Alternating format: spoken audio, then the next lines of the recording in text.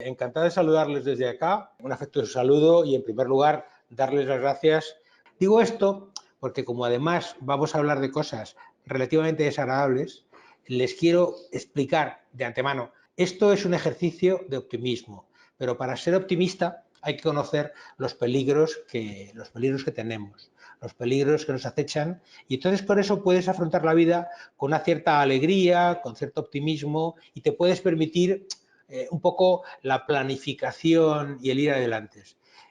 Aparte de eso, más allá de la superstición o el pesimismo o el optimismo, la gerencia de riesgos lo que trata es de evaluar de la manera más científica posible, mediante pruebas, mediante documentación, mediante análisis, y ver cuáles son los peligros, cuáles son los riesgos, la mejor manera de abordarlos y, por supuesto, protegerse frente a esos riesgos y peligros que la vida nos va lanzando. Bien, bueno, espero, como decía, que el contenido les sea ameno e interesante, que sea formativo y que la inversión de su tiempo de hoy les sea muy aprovechable y tenga su retorno. Cualquier comentario, feedback, dudas, cualquier cuestión que deseen, por favor, a través de los coordinadores de ALDE, que nos los harán llegar, los pueden hacer directamente. Como les decía hace un momento Ángel, les haremos llegar la documentación mañana mismo para que la puedan tener ustedes y consultarla. Y luego, si ustedes lo vieran imprescindible, también les pongo aquí mi perfil de LinkedIn, mi dirección de LinkedIn, que no tiene ninguna dificultad porque es mi nombre, Mariano Blanco, en LinkedIn me encuentran y también por ahí se puede dirigir a mí si lo consideran necesario. Muy bien. Todas las organizaciones, los gobiernos, las empresas, incluso las personas, se enfrentan cada día a la incertidumbre. La incertidumbre nos acompaña en todos los momentos de nuestras vidas. Por eso, a lo largo de toda la historia, todas las civilizaciones, todos los imperios, las personas físicas y jurídicas, siempre andamos buscando certezas, elementos sólidos en los que podernos apoyar para desde ahí desarrollar nuestras vidas o los negocios o incluso los desarrollos de las naciones, de los países, de los imperios. Todo en el sentido personal, pero también en el sentido económico y, por supuesto, en los sentidos profesionales. Y claro, todos tenemos esa tendencia natural a buscar la estabilidad, a buscar las certezas, a tener seguridad.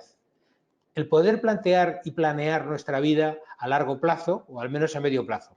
Esa preocupación también la comparten las empresas. Y esa preocupación de las empresas va a ser el tema de análisis que vamos a abordar hoy. Y vamos a ver si somos capaces de alcanzar conclusiones que les sean de utilidad.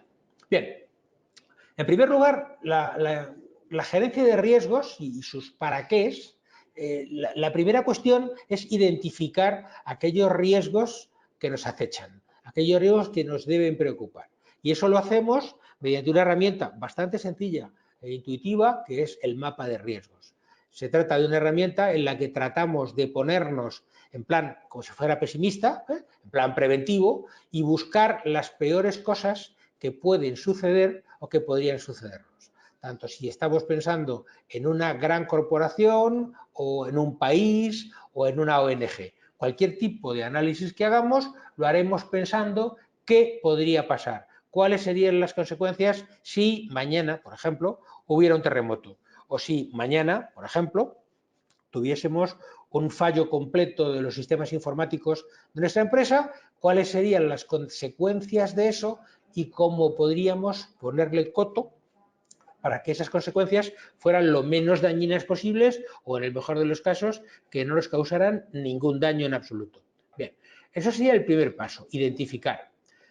Claro, inmediatamente a la identificación está la valoración de las posibles maneras de mitigar ese riesgo. Y mejor aún, como les decía, de eliminar por completo el tal riesgo y evitar que sea materialmente posible que suceda, que el acontecimiento se materialice. Además, debemos cuantificar la exposición, es decir, si eso llega a suceder, en cuántas unidades monetarias nos va a afectar, cuánto dinero nos va a costar. Claro, eso además nos lleva inmediatamente a otro tipo de análisis. Una vez que sepamos cuánto dinero nos puede costar, tenemos que evaluar muy cuidadosamente cuánto es lo que podemos soportar, cuál es el máximo nivel de daño que nuestra organización puede soportar en determinados supuestos. A partir de ahí, nuestra investigación continúa con ver si disponemos de los recursos suficientes, del capital o del acceso al capital, porque a veces no es solamente tener el dinero, es mucho más sencillo poder recurrir a quien realmente lo tiene y poder acceder al mercado de capitales para edificar una nueva planta, una nueva fábrica o para construir una nueva red de ordenadores si la que teníamos se ha visto seriamente dañada, comprometida. Bien, entonces, a partir de ahí, como van viendo, es una secuencia lógica. Esa secuencia lógica nos lleva desde lo más sencillo, que es imaginar hipótesis e identificar los riesgos, a la parte de financiarlos o transferirlos. A ver, pudiera parecer que es lo mismo, financiar o transferir los riesgos, pero no es exactamente igual. Normalmente la financiación consiste en tener la disponibilidad o garantizarnos esa disponibilidad. Por ejemplo, si no tenemos el dinero líquido directamente disponible, pues tener el acceso a una entidad financiera o a otra empresa o a un grupo familiar, a cualquier manera de recurso que nos permita en un momento dado alcanzar un volumen importante de capital sin que nos lleve demasiado tiempo. Eso sería financiar. Esos serían métodos para buscar la financiación del riesgo. Transferir es mucho más sencillo, es lo que normalmente se hace y es contratar a otro para que se haga cargo de ese riesgo. Le transferimos nuestro riesgo. Si mi coche se accidenta y queda destruido el vehículo, pues una compañía de seguros a la que yo le pago una prima se hace cargo de ese peligro. El coche queda destruido, el coche, por ejemplo, se incendia, no vale para nada, queda reducido a cenizas, pero tengo una póliza de seguros que me permite los fondos necesarios para comprar otro coche. Al final, fíjense, la compañía de seguros lo que me va a dar es el acceso al dinero para comprar otro coche, es decir, me lo va a financiar, pero porque el riesgo previamente yo se lo había transferido a ellos. Bien, claro, hay otra pregunta que surge aquí enseguida. ¿Son todos los riesgos transferibles? Bueno, ¿existe la forma de poder transferir todos los peligros? Pues yo tengo muchos amigos y colegas en la industria aseguradora y en la industria de la gerencia de riesgos y no nos ponemos de acuerdo. O sea, hay bastantes opiniones y hay gente que dice que sí, que todo se puede transferir, que todos los tipos de riesgos encuentran un sistema de transferencia en el mercado, pero luego en la práctica siempre surgen ejemplos que demuestran lo contrario, que no es posible. Entonces, también se puede plantear la pregunta siguiente, es sobre si existe o no la protección total. Y yo modestamente creo que la protección total no existe, que los riesgos son muy evolutivos, que van apareciendo nuevos peligros y que por muy depurado que sea el análisis que hagamos desde la óptica de la gerencia de riesgos, siempre aparecen nuevos peligros o nuevas combinaciones de peligros que nos llevan a situaciones en las que la protección total no es más que una quimera, una ilusión absolutamente inalcanzable. Bien, seguimos. Entonces, ya les digo, mi experiencia, mi opinión, es un tema controvertido, hay muchas opiniones al respecto, hay todo tipo de doctrinas, pero yo creo que no todos los riesgos son posibles y que no toda la transferencia de riesgos es posible. Por ejemplo, hay un tipo de riesgos de muy difícil transferencia y muy difícil de protegerse contra ellos, y esto no tiene nada que ver con lo que estamos hablando esta tarde, pero son los riesgos reputacionales. Seguramente conocen ustedes, todos ustedes, al famoso tenor y director de orquesta español de origen vasco, famosísimo, que acaban de aparecer 9 señoras que dicen que las ha acosado. Pues la imagen reputacional de este hombre, que para mí era muy solvente, era muy sólida, se ha caído de la noche a la mañana. Y esto ha pasado ayer. Ayer han aparecido, ya digo, 9 damas que dicen que este señor abusador, bueno, la imagen reputacional, el prestigio de ese director, de ese, también es cantante, es una persona, me imagino que saben que me estoy refiriendo a Plácido Domingo. Bueno, pues ese daño reputacional seguramente no se lo habría imaginado nunca esta persona y desde luego no tenía nada previsto sobre cómo reaccionar, porque ahora va a empezar a perder capacidad profesional, le van a empezar a negar conciertos, etcétera, etcétera. Es por ponerles un ejemplo muy reciente de un daño, de un perjuicio de tipo reputacional que afecta de una manera muy particular a una persona y que bueno, está ahí en los periódicos de ayer y de hoy. Bien, esto serían, esta escalera que tengo aquí dibujada en la transparencia, es un poco la dinámica de la gerencia de riesgos. En principio, identificar, evaluar, por supuesto, vigilar el cumplimiento de las normativas. Esto hay que ser muy escrupuloso y cada día más con ello. Generar transparencia y confianza a nuestro alrededor, sobre todo si somos empresas cotizadas en bolsa y demás, hay que generar mucha transparencia y confianza, también hacia el interior, con los accionistas, con los empleados y con los clientes. Luego, apoyar la toma de decisiones es una figura fundamental de la gerencia de riesgos. Asignación de recursos. Tenemos una limitada cantidad de recursos económicos de los que podemos disponer y esos recursos hay que utilizarlos sabiamente, hay que utilizarlos de una manera lo más eficiente posible. La prevención y sus múltiples derivadas. La prevención en sí misma puede parecer algo sencillo, pero tiene mucha complejidad a medida que nos vamos metiendo en determinados terrenos. Por ejemplo, imagínense que su empresa trabaja con isótopos radioactivos, porque tienen máquinas de medicina nuclear o por cualquier tipo de necesidad en su proceso se utilizan isótopos. Bueno, los isótopos tienen unos peligros especiales, hay una serie de connotaciones específicas ligadas a los temas radioactivos y eso tiene unas necesidades muy, muy especiales. El gerente de riesgos también tiene que ser la persona que promueva la concienciación y la formación en todo el entorno de la empresa. Todo el mundo alrededor de la empresa debe estar concienciado y pensando en que no sucedan accidentes, en que no sucedan riesgos, en que los riesgos se eviten, en que las operaciones, los negocios, todo se conduzca de la forma más segura y estable posible.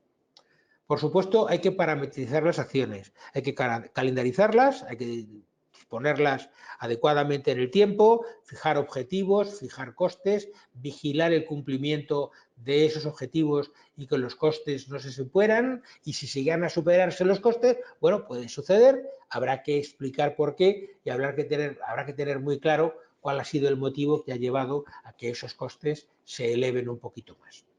Y luego, el último punto de esta escalera de la gerencia de riesgos es la recapitulación constante. Es un proceso que se repite eternamente. Es como los trabajos de la mitología de Sísifo, que tenía que subir la piedra colina arriba todos los días y al llegar arriba la piedra volvía a caer rodando por la ladera y entonces tenía que volver a empezar y volver a subir. Pues esto es muy parecido a los trabajos mitológicos de Sísifo, un trabajo constante y eterno. Bien, la clasificación de los riesgos se puede hacer de varias maneras, se puede hacer de varias formas, pero la más común, la más normal es clasificar los riesgos en función de cuál sea el bien que se protege. Si se protege la vida humana, las personas, si se protege el patrimonio, si se protege el patrimonio inmaterial, como decía antes, la reputación, o ese tipo de bienes, la marca, la imagen, las patentes, hay un montón de tipos de bienes que son protegidos. Los códigos de justicia suelen atender también al bien jurídico protegido para calificar las diferentes conductas que luego llevan a la calificación penal, ¿no? En el caso del Código Penal, o a la calificación civil en el Código Civil. Bueno, según ese orden, el orden que se sigue de manera más estandarizada en materia de riesgos es proteger en primer lugar a las personas, todas las personas, las nuestras, los empleados, los clientes, en general la vida humana. A continuación, los patrimonios, luego los beneficios, procurar que los beneficios no se vean afectados y que la empresa no deje de cobrar beneficios, porque los beneficios, las utilidades que la empresa percibe por su operación son como la sangre que le permite la supervivencia empresarial. Después se ordenan las responsabilidades civiles, es decir, los perjuicios que se pueden causar en general a todos los demás. Les pongo ahí la abreviatura porque es muy, muy común y seguramente algunos ya la habrán visto escrita, la RC de responsabilidad civil. Y luego otros riesgos. Hay muchos otros riesgos que sin estar claramente orientados a un tipo de bien concreto, también hay que reparar en ellos y preparar su prevención. En el webinar de hoy nos vamos a concentrarnos en las preocupaciones para las organizaciones y en las diferentes interactuaciones entre los diferentes riesgos. Seguramente ya se pueden imaginar de qué va esto. Los riesgos nunca se materializan de una forma separada. Desgraciadamente, las desgracias, los eventos dañinos, tienden a juntarse y les pasa que se combinan unos con otros, con lo cual además generalmente el daño se hace mayor. Veremos esto esta tarde y espero que nos dé tiempo a todo y además a poder tener un pequeño coloquio todos. Vamos a ver. ¿Qué es lo que preocupa a las organizaciones? Es una pregunta tremendamente amplia, muy elástica, es una pregunta muy general. Y por supuesto, cada tipo de organización, para complicarlo más, tiene un tipo de preocupaciones distintas. Si nos dedicamos al petróleo, pues nos preocuparán unas cosas. Si nuestros productos son alimenticios, nos preocuparán otras. Y si lo que vendemos es equipos informáticos, pues nos preocuparán otros temas completamente distintos. Es decir, según la empresa en la que estemos pensando, las preocupaciones serán de una índole o de otra. Y además, esto es lo más divertido, las preocupaciones de todo el mundo van evolucionando y cambiando a lo largo del tiempo. Eso lo veremos también con bastante claridad hoy. Entonces, ¿cómo podemos analizar las claves de la política de riesgos de una organización?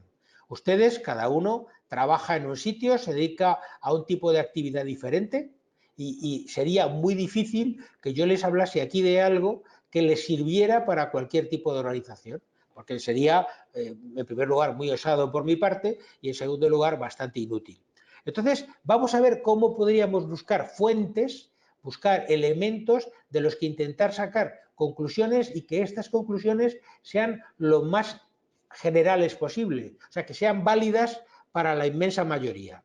Y claro, al generalizar, aumentamos el margen de error de cada análisis particular. O sea, eso es obvio. Si nos centráramos en el sector del petróleo, pues veríamos que los problemas entre Arabia Saudita e Irán en el Golfo de Omán y el lío con los Estados Unidos, pues hace que el flujo de petróleo que transita ahí por esa salida al Océano Índico, etcétera, etcétera. Pero no vamos a hablar de petróleo, ni vamos a hablar de alimentos. Vamos a hablar en general de preocupaciones que puedan afectar a diferentes organizaciones. Por eso hay que ser muy cuidadoso a la hora de llevar estas conclusiones a análisis concretos. La extrapolación, ese vertido de conclusiones al análisis ya particularizado de cada situación, deberemos hacerlo con mucho tiento, con mucho cuidadito.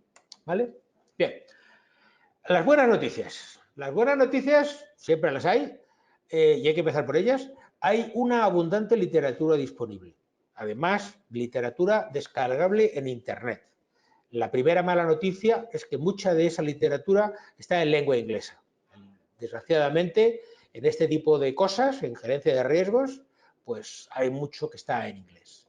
Entonces, por ejemplo, Münchener Rückversicherungs, una famosa compañía de reaseguros de origen bávaro, de Alemania, pues para mí, yo pongo ahí la Biblia, y no quiero ser pecador, pero la Biblia, porque en el sentido de catástrofes naturales, en el tema de terremotos, huracanes, todo ese tipo de fenómenos de la naturaleza o actos de Dios, la mejor literatura que se publica en el mundo, para mi gusto, para mi personal gusto, es la de Münchener, la que publica Münchener. Incluso tienen un mapa de peligros de la naturaleza en el que se pinta el mundo, el mapa del mundo, con los diferentes peligros que acechan en cada rincón del planeta. Deloitte publica cosas muy buenas sobre riesgos estratégicos. Y además Deloitte traduce. Algunos de los trabajos de Deloitte en materia de riesgos estratégicos los pueden incluso encontrar en lengua castellana, lo cual es muy de agradecer. Aon. Aon también tiene muchos estudios y a mí me encanta, lo publican cada año, el mapa del riesgo político, el terrorismo y la violencia. O sea, muy centrado en esos tres conceptos, terrorismo, riesgo político y violencia, pero un trabajo espectacular, muy, muy bien hecho. Swiss Re, Suiza, la compañía de reaseguros, publica cada año el Sonar, que cada año lo dedican a un tema concreto. Si no recuerdo mal, el último lo dedicaron a ese riesgo tan horrible que se cierne sobre todos nosotros, que es el de la longevidad. Vamos a vivir más años. Y los sistemas de pensiones no van a ser capaces de pagarnos la jubilación durante tantos años. Además, al vivir más años, vamos a tener más enfermedades, porque vamos a llegar a más viejecitos y entonces pues la artrosis, las enfermedades degenerativas, los problemas de alimentación, etcétera, etcétera, que acompañan a las edades elevadas, ¿no? a la ancianidad. Bien, Ernst & Young. Ernst & Young publica muy buenos informes sobre riesgos emergentes y negocios, nuevos riesgos que están apareciendo. Las tres siguientes, Chubb, Agers y EALDE, las pongo ahí que son magníficas, porque además de serlo, es que son tres instituciones con las que yo tengo una estrecha relación. EALDE es quien nos convoca aquí esta tarde y tiene muchos apuntes, webinars, documentos, en fin, tiene una prolija literatura de muy, muy buena calidad, muy buen material de consulta. Agers es la Asociación Española de Gerencia de Riesgos y Seguros y también tiene un fondo documental muy importante. Tiene muchas publicaciones, libros, trabajos monográficos, en fin, muy, muy buen material. Chubb es la compañía de seguros en la que yo trabajo y, bueno, pues, por ejemplo, hace cada año el World Loss Report and Global Exposures, que es un documento muy sintético, muy comprimido, pero que habla de eso, de las exposiciones y los riesgos globales y cuáles son aquellos temas que están produciendo mayores pérdidas en el mundo, sobre todo centrada en sectores industriales. Tienen Moody's, las agencias de calificación se preocupan mucho de cuáles son los riesgos y de analizar las perspectivas a la hora de hacer las valoraciones y los informes sobre solvencia y demás de las instituciones que analizan. O sea que Moody's y otras agencias de calificación son también otra buena fuente de documentación para esto. Flixborough, del desastre a la prevención. Es un trabajo, creo que no tiene continuidad, creo que no lo hacen cada año, que lo hicieron solamente una vez, pero bueno, a mí es un trabajo que me gustó mucho leer. SCOR es una reaseguradora francesa que publica un trabajo anualmente que se llama Remark y el último también ha sido sobre el riesgo de longevidad, sobre ese riesgo al que se enfrentan las economías occidentales sobre todo, porque la gente cada vez vive más lejos, vive más años y al vivir más años eso pone en tensión los sistemas sanitarios, los sistemas de atención, la dependencia, por supuesto los servicios de pensiones. Además me encanta el título porque le han llamado que la vida es una montaña rusa, es un trabajo muy, muy bien editado y muy bien hecho. Mapfre, como ustedes saben, una gran aseguradora global de origen español, tiene un gran fondo documental que además lo tienen todo online, lo tienen todo vertido en internet y es de fácil acceso y si alguien no lo localiza, incluso son tan amables de que se les puede llamar por teléfono o enviarles un correo y te envían el documento que sea o el libro que sea en formato PDF.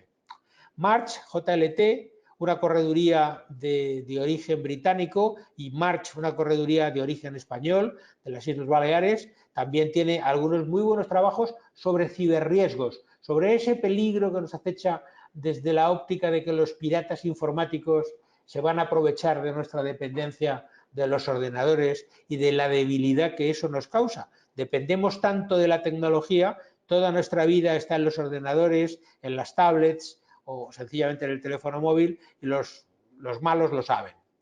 Allianz, la gran aseguradora alemana, publica cada año un Risk Barometer, o sea, como si fuera un termómetro, un equipo de previsión del tiempo meteorológico, pero orientado a los riesgos. Y también, por citarles uno más, el Instituto Español de Actuarios. Si alguno de ustedes necesita localizar un trabajo de estos y no lo consiguiera por sus propios medios, por favor díganoslo, que desde ALDE les podemos ayudar o yo mismo. Bien, me voy a centrar ahora en algo de lo que seguramente han oído hablar, el Foro Económico de Davos. En la ciudad suiza de ese nombre se reúnen los personajes más influyentes del planeta. Es una cita que se viene repitiendo ya en primavera todos los años y que se dan cita personas, fíjense que he puesto aquí a algunas de las personas que se dan cita en la transparencia siguiente, ahora llegaremos. Los datos del Foro de Davos, además, son analizados por diferentes universidades, por la Universidad de Singapur, la de Oxford, la de Pensilvania, es decir, que se trata de datos muy bien hechos y muy bien analizados, que además luego se someten al escrutinio de por lo menos 3 prestigiosas universidades en diferentes lugares del mundo. Bien, lo malo, ya les decía, el material yo no lo he conseguido encontrar nunca en lengua castellana, siempre lo encuentro en inglés. Es lo que hay. Si alguien sabe de que existen traducciones, yo desgraciadamente no las he localizado. Si alguno consigue descargar el informe de Davos completo, es un documento de 100 y algo páginas, 114, 120 páginas, pero es un documento que merece la pena. Es una lectura, además, muy amena, es un tema que se lee bien y que se entiende perfectamente. Da un poquito de miedo, eso sí les prevengo. Ya les digo, a través de ALDE o conmigo mismo se lo podemos localizar. Bien,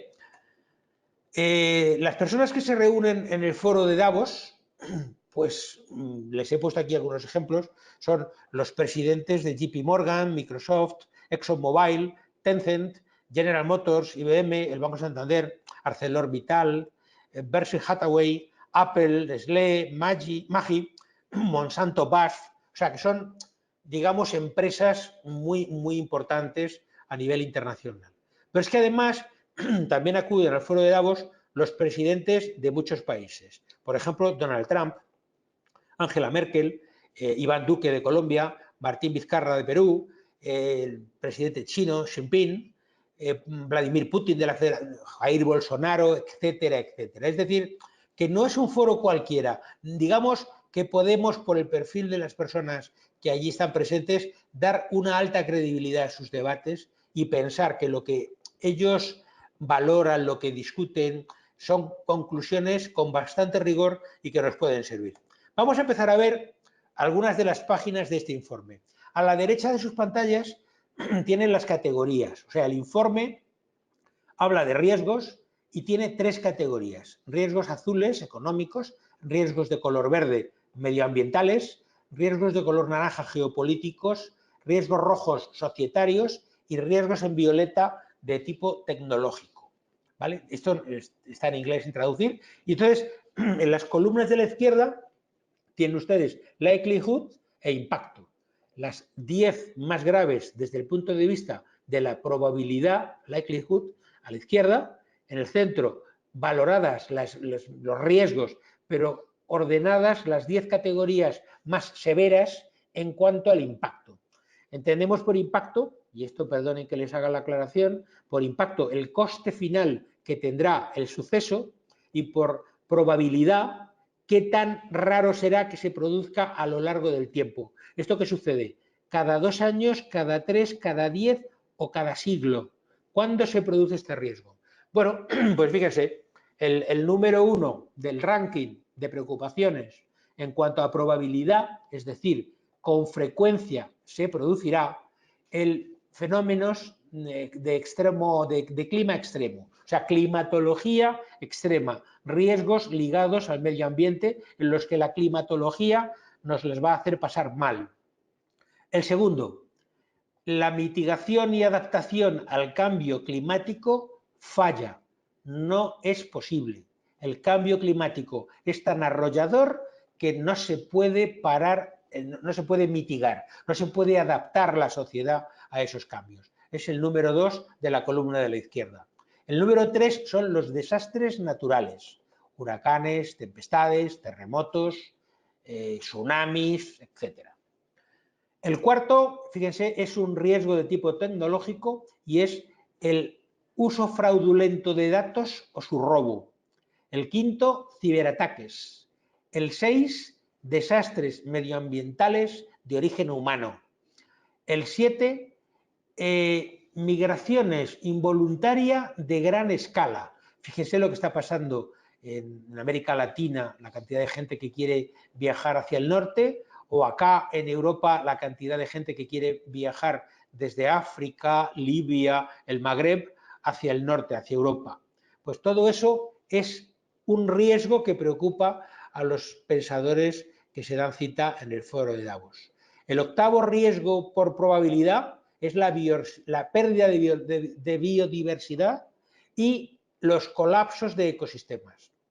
El noveno, fíjense, el noveno, para mí debería estar un poquito más arriba, es las crisis ligadas a los recursos hídricos, la falta de agua, un problema cada vez más grave, gravísimo. Además, llueve cuando no tiene que llover y llueve donde antes no llovía. Estamos, en el caso de España, además, somos una sucursal del desierto del Sáhara, ya en la mitad sur del país. O sea, el desierto del Sáhara avanza desde África y ya nos ocupa varias provincias en España. Bien, y el décimo riesgo son burbujas de bienes en grandes economías. O sea, que en una economía muy importante del mundo, una de las 10 primeras economías del planeta, se produzca una burbuja de activos que haga que los mercados pierdan valor de forma repentina. Esos serían los 10 riesgos que más preocupan a las organizaciones, tanto nacionales como empresariales, que se dan cita en Davos. La última cita, si no recuerdo mal, fue en abril de este año. Y esas son las conclusiones de este informe que estamos repasando hoy. En cuanto a impacto, el número 1 lo ocupan las armas de destrucción masiva. Fíjense, parecía que la Guerra Fría, tal, que ya las armas de destrucción masiva no eran tan preocupantes. Pues aquí las tienen, aquí las tenemos. El segundo es el mismo que antes hemos visto también en la segunda posición por el concepto probabilidad, y es el fallo en la adaptación o mitigación del cambio climático. O sea, que no seamos capaces de adaptarnos con la suficiente velocidad a los cambios en el clima. De nuevo, otro que ya hemos visto antes por probabilidad es el número 3 en cuanto a su potencial impacto, y son los fenómenos extremos del clima. Fíjese, el problema del agua sube de la posición 9 por probabilidad a la 4 por posible impacto. El impacto de la ausencia de agua, la carencia de agua suficiente, es un problema muy importante. Y así pueden seguir la lista. Fíjense que el número 10 no tiene nada que ver con los otros, con los que hemos visto antes en probabilidad. El número 10 por impacto es la expansión de enfermedades infecciosas, la posible diseminación de enfermedades infecciosas que causen epidemias tremendas. Imaginen que el ébola salta de África a Europa. Pues ese tipo de situaciones, o que el ébola, un viajero en avión, lo llevase a Estados Unidos. De eso creo que está incluso alguna película y algún libro, porque es un tema bastante preocupante. Y en el foro de Davos lo reflejan en la posición número 10 desde el punto de vista del impacto, o sea, de los costes. Bien, vamos a seguir viendo cosas. Este gráfico lo encontrarán ustedes en las primeras páginas del informe de Davos, los que tengan la curiosidad de descargárselo. Y entonces aquí ven ustedes lo que hablábamos antes, pero distribuido en un eje de coordenadas en el que se mezclan la probabilidad en el eje horizontal X y el impacto en el eje vertical. Entonces, viendo dónde se sitúa cada uno, pues pueden ustedes ver que, por ejemplo, los desastres climáticos o los desastres naturales, pues los tienen situados en extremos muy altos, tanto de probabilidad como de potencial impacto. Entonces, el tamaño de los rombos no es casualidad. Cuanto mayor es el rombo, mayor es el peligro combinado y la preocupación por ello en cuanto a la combinación de los dos parámetros, del impacto, el coste potencial, y la frecuencia, la probabilidad con que eso va a suceder. ¿De acuerdo? Espero que me sigan y que les esté siendo medianamente divertido. Entonces, estamos viendo en color azul los riesgos económicos, en verde los ambientales, en naranja los geopolíticos, societarios en rojo y tecnología en violeta. Hasta ahora, en los últimos 10, 12 años, el color predominante en las preocupaciones de los informes del Foro de Davos era el azul, es decir, los temas económicos, los problemas derivados de situaciones económicas eran los que más se repetían, los que más salían. Y saben que en los últimos años, en los últimos 2, 3 años, ese color ya no es azul, ahora es el verde. El color que preocupa es sobre todo el de los temas ligados con el medio ambiente. Aquí fíjense, casi tienen ya una conclusión en sí misma. Y antes de seguir, les voy a proponer un pequeño juego para que nadie se aburra. ¿En qué se parecen los problemas que tienen los hoteles en el Caribe, en cualquier lugar del Caribe, en las costas, con la venta de ropa en Europa o con el cultivo de limones en España? ¿Qué les parece como juego? ¿Es un poquito enrevesado? Bueno, pues tiene mucho que ver. Los hoteles en el Caribe se enfrentan a tremendos problemas debido a la falta de agua y sobre todo a las tempestades, que cada vez son más inesperadas y además alcanzan intensidades cada vez más brutales y destruyen más propiedades.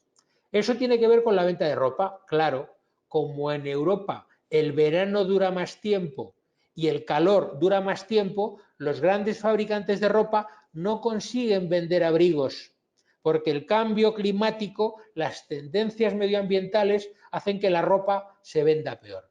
Y luego el cultivo de limones parece que no tiene nada que ver, pero en la parte de España que se está quedando seca, y perdonen que les hable de mi país, pero es el que conozco más de cerca, viajo bastante, pero paso mucho tiempo aquí. En España se están arrancando los árboles de limón porque se secan, no son capaces de aguantar. Y la última tendencia es, en lugar de limones, plantar pomelos de una variedad australiana que soporta muy bien la falta de agua, porque el limón de toda la vida que se ha cultivado en España desde hace siglos, pues el limón no aguanta, el árbol se muere. O si no se muere, vale, no se muere pero no da fruto. Bien, pues este es el juego. Y este es el juego de cómo afecta a diferentes tipos de empresas, a diferentes tipos de industrias, cómo les afecta un problema que en principio podría parecer muy parecido, muy similar. Seguimos. El riesgo número 1, por lo tanto, en la clasificación del impacto ha pasado a ser el naranja, geopolítico. La Guerra Fría, las armas de destrucción masiva, y ya no la guerra en sí misma, la guerra convencional, sino que algún grupo terrorista consiga hacerse con materiales derivados de la fisión nuclear, con uranio, plutonio, etcétera, y consiga fabricar una bomba, siquiera una bomba sucia, que disemine problemas radiactivos en alguna gran ciudad. Eso también es algo que está cada día más cerca como escenario. En cuanto a las 3 primeras posiciones, ya lo hemos visto que destacan las de color verde. Eventos climáticos extremos, fallos en la mitigación, adaptación al nuevo clima y los desastres naturales. Y claro, esto también tiene otra consecuencia paradójica. Los países más pobres, menos industrializados y que por lo tanto son los que menos han contribuido al cambio climático, pues sí, están pensando ustedes lo correcto. Son precisamente esos países que menos han contribuido al efecto invernadero y a la quema de combustibles fósiles los que van a tener las peores repercusiones. Y como les decía, en el caso de Europa, España es el país con el más rápido cambio en el clima y que en el desierto del Sáhara tiene ya Almería y Murcia como si fuesen auténticas sucursales, vamos, extensiones del desierto al otro lado del Mediterráneo. Bien, seguimos. ¿Se acuerdan algunos, los que hayan estudiado algo en temas de riesgos o ciencia económica o ciencia actuarial, para qué sirven el impacto y la probabilidad? Fíjense que todo el rato estamos analizando del informe de Davos el cruce de la intersección del impacto y la probabilidad. Pues sí, la intersección de esos dos conceptos es la base fundamental para la fijación de los precios en la industria del seguro. Si usted quiere contratar un seguro de lo que sea, coja la probabilidad y coja la estimación de impacto y con eso conseguirá usted hacer su tarifa. Pues eso, es la herramienta más desarrollada en materia de riesgos.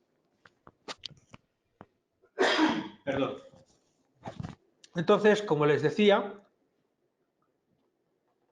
el color naranja aparece en muchos temas, por ejemplo, el puesto número 7 de probabilidad, las migraciones involuntarias a gran escala.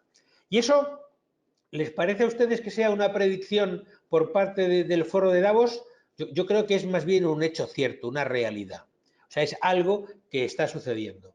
Antes de seguir con esto, fíjense las migraciones involuntarias a gran escala, es decir, la cantidad de personas que, por ejemplo, están intentando cruzar desde Guatemala y México hacia Estados Unidos o desde Marruecos, Argelia y Libia están intentando cruzar hacia Italia, Francia o España. Esas personas se ven forzadas, son migraciones involuntarias, por la guerra, por el hambre, por la sequía, por diferentes situaciones.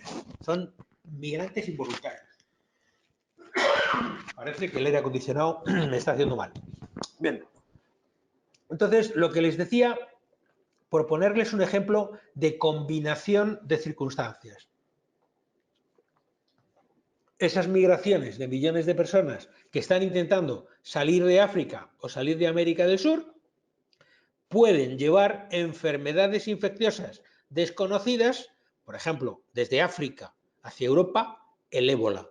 Ya tenemos ahí una combinación de dos elementos, la diseminación de enfermedades infecciosas ligada a las migraciones involuntarias. A su vez, las migraciones involuntarias son consecuencia de la guerra, de los problemas de regímenes políticos que no se consiguen afianzar, como es el caso de Libia, o también de la sequía extrema que se está padeciendo en algunas zonas de África, es decir, la sequía o la guerra empujan a las personas a viajar. Pero es que las personas, al viajar en precarias condiciones hacia otro lugar, pueden transportar enfermedades y hacer que el ébola aparezca en Europa, en lugares muy habitados como las ciudades importantes de Europa, y que ahí se produzca una mortandad sin precedentes. ¿Ven cómo se ligan los riesgos? Bueno, volviendo a los colores del informe. En color granate, en color así violeta, la tecnología, nuestra aliada de ayer, se convierte ahora en un verdadero riesgo, en un riesgo tremendo. Es una auténtica espada de Damocles que tenemos sobre nuestras cabezas. Y eso es una preocupación, tanto desde el punto de vista del impacto como desde el de la probabilidad. Dicen muchos amigos míos informáticos que hay dos tipos de empresas respecto al ciberdelito. Hay empresas que ya han sido atacadas y luego están las empresas que van a ser atacadas. Vamos, que todo el mundo va a ser atacado. La proliferación de ataques informáticos es algo que está a la orden del día y que es imparable. Y eso también es una preocupación, no solo para los líderes mundiales o para las grandísimas corporaciones, sino para las empresas mucho más modestas y medianas. Seguimos. Me he dejado para el final el riesgo 9 en probabilidad. Yo creo que está erróneamente ponderado. Y hasta Albert Einstein, creo recordar que ya predijo hace años, y lo estamos viendo cada día más en el planeta, las próximas guerras serán por el agua. El elemento que desencadenará las próximas guerras será muy probablemente la falta de agua. Ya lo tienen ustedes en el caso de Israel con Siria, en los altos del Golán, etcétera, etcétera. Entonces, para mí, el riesgo 9, desde el punto de vista de probabilidad, que es la falta de agua, la falta de recursos hídricos, y eso es un problema brutal que afecta a muchísimos tipos de industrias. Porque, claro, no piensen solamente en las industrias agrícolas. La industria del automóvil, para producir coches, necesita muchísima cantidad de agua. Y la industria de pinturas, la industria química, o sea, el agua es un elemento mucho más importante en nuestra industria de lo que pudiera pensarse. No solo en la industria agrícola, en los temas agrarios o ganaderos, no, también en la industria manufacturera. Bien, hemos visto hasta ahora riesgos, de alguna manera, comparando solo dos variables, las dos esenciales de probabilidad e impacto. Pero fíjense ya cómo vamos viendo cómo se cruzan. Y el agua potable, les decía, lleva al aumento de las migraciones, la proliferación de enfermedades infecciosas, que también lleva a conflictos bélicos, a revoluciones. Eso también conduce a la falta de mano de obra y la mano de obra a la recesión económica. Si no hay suficiente mano de obra, que es otra de las preocupaciones, no está en las 10 primeras, pero sí que es una de las preocupaciones que salen en los documentos de conclusiones del foro de Davos, la falta de mano de obra cualificada. Y eso conduce a la recesión. Si no hay suficientes personas debidamente formadas para todos los trabajos, las industrias no pueden reclutar empleados o tienen que asumir un coste mayor en formarlos. Bien, pues así tendríamos un montón de interacciones e interconexiones de riesgos. Me parece que se me han saltado varias. Sí, vuelvo a la que estábamos. Entonces, fíjense que lo que les estoy hablando aquí de la falta de agua, la guerra, el hambre, parecería precisamente sacado de un libro de la Biblia, ¿no? de los jinetes del Apocalipsis, solo que allí eran 4 y aquí estamos hablando de muchos más jinetes y mucho más peligrosos que los que decía el Apocalipsis. Pero bueno, el siguiente gráfico hay una interrelación, una interconexión de los principales riesgos. Es un gráfico de estrella. A mí me resulta muy bonito, pero no es fácil de leer. Y fíjense cómo se cruzan las líneas y cómo unos riesgos conducen a otros y otros conducen a otros. Y al final todos se interrelacionan. Y no porque sean todos de naturaleza del mismo color, digamos.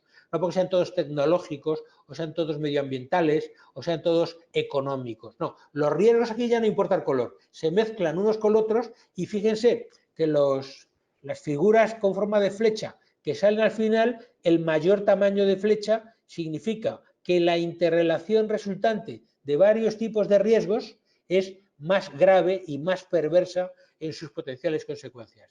Este gráfico es para los que, vamos, es que quita el sueño. Este gráfico, si lo mira uno un ratito y piensa en las posibles interacciones, deja bastante mal cuerpo. Bien, me están avisando de que estamos llegando a lo del tiempo, es inexorable y ya les advertía que iba a pasar. Fíjense que en la gráfica que acabamos de ver, la profunda inestabilidad social se liga con la creciente polarización política de las sociedades y también con la brecha creciente entre la pobreza y la riqueza. Es decir, que ya no se habla solamente de conflictos entre estados, de la guerra convencional, sino que también se va hacia el nacionalismo creciente, con fenómenos como la independencia de Escocia, los temas de independencia en Córcega o aquí en España, con el problema catalán del que seguramente habrán oído ustedes hablar. Bien, todo esto significa que vamos encontrando una serie de preocupaciones que ninguna es menor, ¿no? Y ninguna es despreciable. El envejecimiento de la población del que les hablaba antes, cada vez vamos a vivir más años. Y eso es muy bueno, pero también acarrea algunos problemas. O el colapso de las organizaciones nacionales, los sistemas de seguridad social, la falta de pensiones, los temas sanitarios. Se pueden analizar en el gráfico anterior muchísimas interrelaciones de este tipo y son francamente muy, muy ilustrativas. Seguimos. Más interconexiones de riesgos. Afortunadamente, si no nos da tiempo a acabar toda la presentación, que me parece que me falta más de la mitad, disculpen, pero bueno, creo que ya tienen ustedes el hilo argumental para seguirla por ustedes mismos. No me puedo permitir el acabar sin que veamos este último gráfico. Parece una fila de contenedores en la cubierta de un barco, pero no. Son riesgos agrupados por años y entonces aquí están los 5 principales riesgos en términos de probabilidad desde el año 2009 hasta el año 2019. ¿Ven lo que les decía? En el año 2009 había 3 colores azules y en el año 2010 también había 3 colores azules y ningún color verde. Ya en 2011 pasan a ser 4 color verde, es decir, 4 de tipo medioambiental. Y ahora, más recientemente, en 2018 y 2019, si se fijan a la derecha, en términos de probabilidad, likelihood, lo que hay son 3 y 3 riesgos verdes y luego 2 y 2 riesgos de tipo tecnológico. Es decir, esas son las grandes líneas de las preocupaciones en cuanto a probabilidad. En cuanto a impacto, lo mismo. Fíjense a la izquierda, 2009 y 2010, que prácticamente lo que había eran 4 temas de tipo económico, de color azul.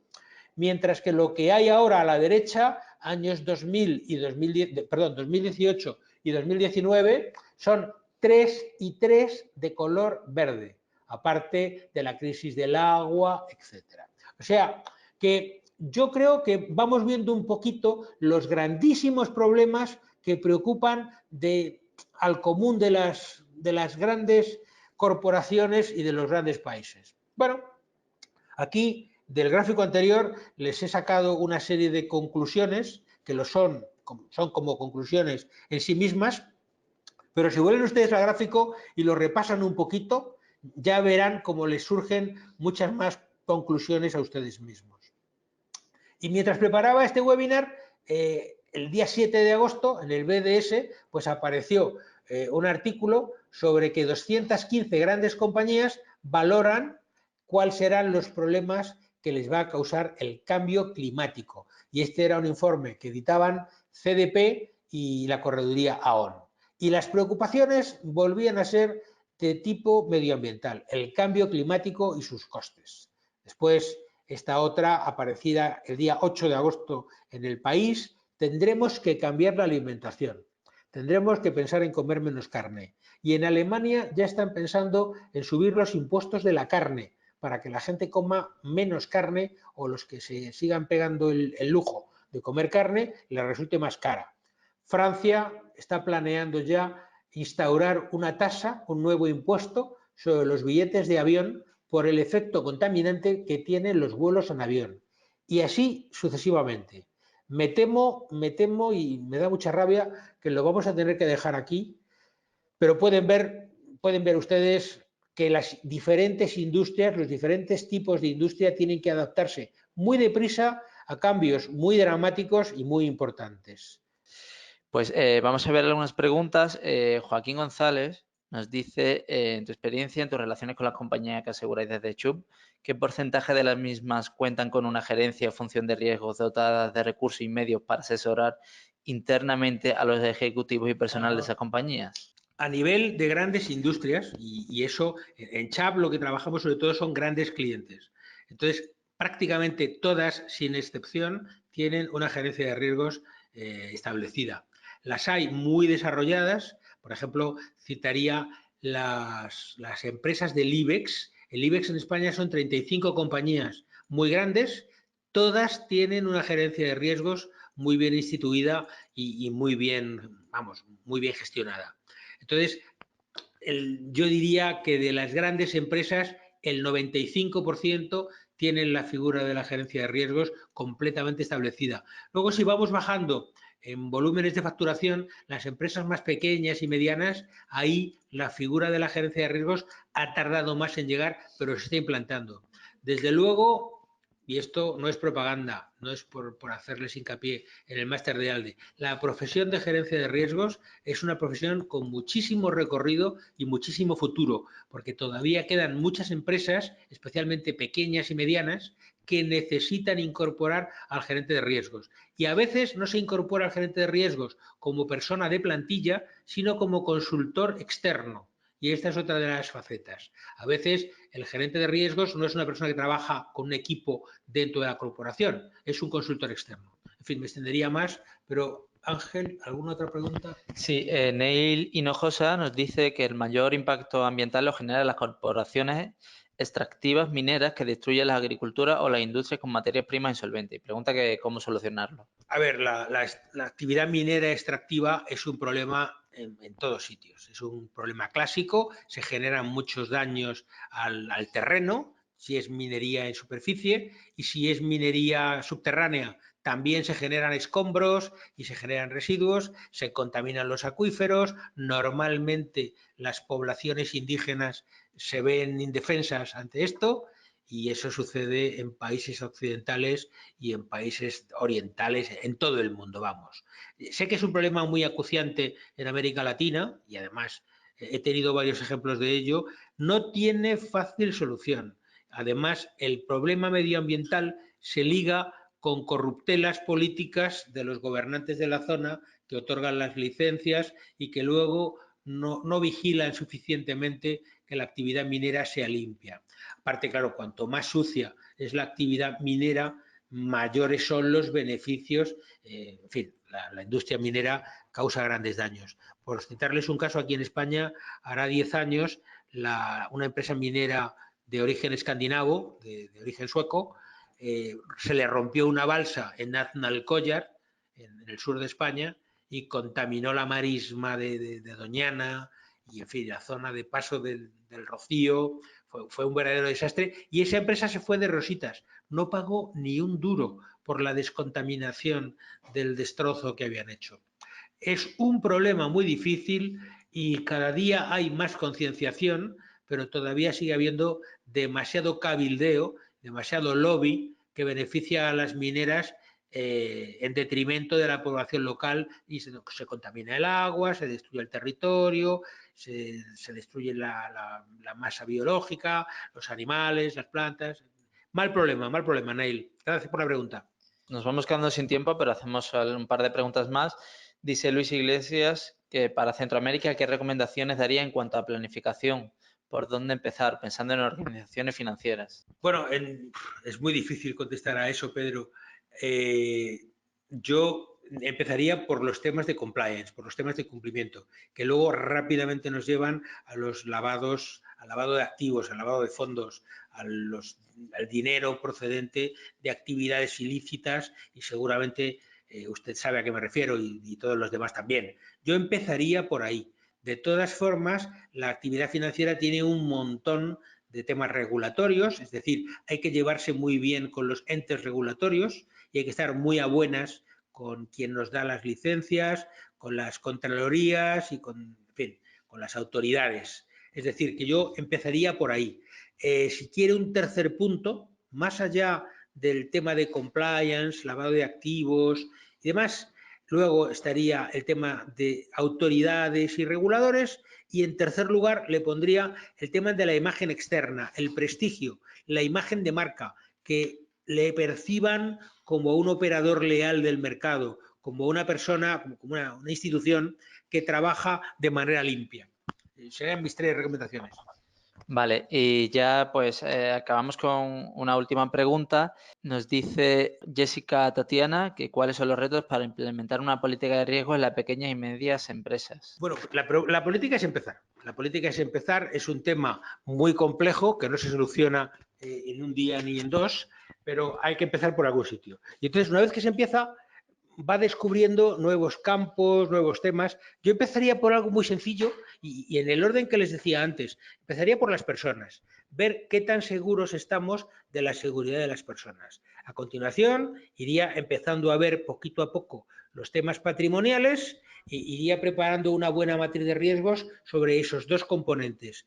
Primero las personas, podríamos pasar unos cuantos meses, 3 o 4, dedicados a valorar y analizar los riesgos de personas y luego empezar poquito a poco, manteniendo la vigilancia en los temas de personas, a ver riesgos de patrimonio. Y así, poquito a poco, ir creando, porque según se va explorando el tema de riesgos, según vas abriendo y abriendo, vas descubriendo nuevas cosas, vas llegando a nuevos temas. Y según la figura se va haciendo conocida dentro de la propia empresa, por mediana que sea, van surgiendo nuevas preguntas y nuevos temas y entonces es un trabajo apasionante, muy apasionante. Muy bien, bueno, nos quedamos sin tiempo, pero como les decía, Mariano intentará contestar a todas las preguntas y la enviaremos por email a los que así lo deseen y también quien quiera la presentación, pues también se la podremos mandar. Así que sin más, muchas gracias Mariano y muchas gracias a todos nuestros asistentes. Un saludo a todos, buenas tardes, buenos días. Y os esperamos en futuros webinars de EALDE Business School. Muchas gracias a todos y que tengan un buen día.